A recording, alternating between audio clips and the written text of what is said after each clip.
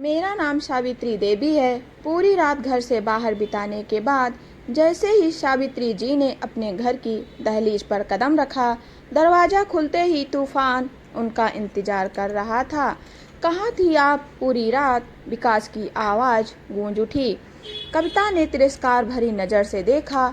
सहेलियों को बुलाया था मैंने और आप जानबूझकर गायब हो गई, काम से बचने के लिए।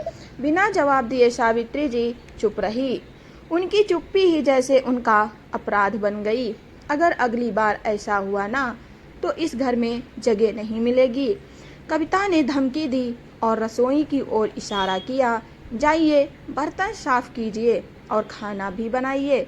थकी हुई बूढ़ी आंखें, कांपते हाथ, लेकिन कोई सुनने वाला नहीं। जब उन्होंने हिम्मत करके कहा, बेटा आंखों की दवाई खत्म हो गई है, तो कविता ने तुरंत जवाब दिया, आप खुद कमाती तो है नहीं, ज़्यादा मांग मत कीजिए। ये शब्द तीर की तरह दिल में उतर गए। उस रात सावित्री जी चुपचाप कोने में बैठी रही। आंखों से आंसू बहते रहे और यादों का सैलाब उमड़ पड़ा। गांव, वो आंगन, वो सम्मान जहां वो माँ थी, बोझ नहीं। पति के गुजर जाने के बाद बेटे बहू ने प्यार से शहर बुलाया था। आपके बिना घर अधूरा है माँ। लेकिन शहर आते ही सच्चाई बदल गई। धीरे धीरे प्यार की जगह आदेशों ने जगह ले ली। सम्मान की जगह तानों ने। सुबह से रात तक काम, बच्चों की देखभाल और खुद के लिए एक पल भी नहीं।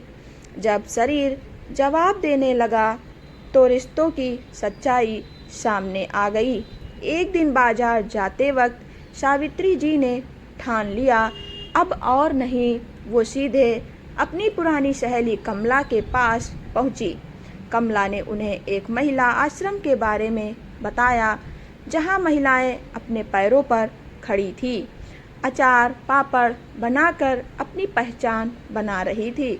सावित्री जी की आंखों में पहली बार चमक लौटी। आश्रम में पहली रात, सालों बाद उन्हें सुकून की नींद आई। ना कोई डांट, ना कोई ताना, बस अपनापन। धीरे धीरे उन्होंने काम शुरू किया। उनके हाथों का स्वाद लोगों के लिए दिल तक पहुंचने लगा। और सबसे बड़ी बात, अब उन्हें किसी के आगे हाथ फैलाने की ज़रूरत नहीं थी। घर में हालात बिगड़ने लगे। कविता नौकरी, घर और बच्चों के बीच उलझ गई। विकास तनाव में रहने लगा। हर दिन झगड़े बढ़ने लगे। तब उन्हें एहसास हुआ, जिसे वो बोझ समझते थे वही घर की नींव थी। एक महीने बाद दोनों आश्रम पहुँचे। माँ, हमें माफ़ कर दीजिए। विकास की आंखों में पछतावा था, लेकिन सावित्री जी ने शांत स्वर में कहा, माफ़ी आसान है लेकिन बदलाव ज़रूरी है।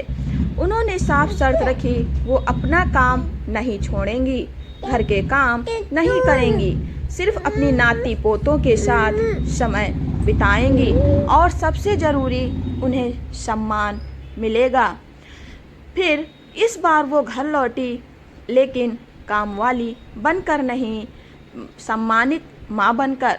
घर में नौकर रखे गए, उनकी ज़रूरतों का ध्यान रखा जाने लगा और सावित्री जी अब मुस्कुराने लगी। रिश्ते खून के से नहीं, व्यवहार से बनते हैं। आत्मसम्मान से बड़ा कोई धन नहीं। और जब इंसान खुद के लिए खड़ा होता है तो दुनिया भी उसके सामने झुक